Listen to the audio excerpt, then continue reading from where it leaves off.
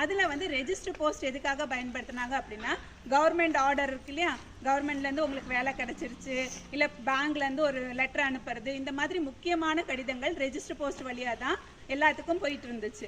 இப்போ என்ன ஆயிடுச்சுன்னா, யாருமே வந்து அதை அதிகமாக விரும்புறதில்லை. அதனால அந்த ரெஜிஸ்டர் போஸ்ட் வந்து என்ன பண்ணுறாங்க அப்படின்னா, இந்த செப்டம்பர் 1ஆம் தேதியிலேருந்து அதனுடைய இதை வந்து நிறுத்த போகிறாங்க, அதனுடைய சேவையை வந்து நிறுத்த போகிறாங்க.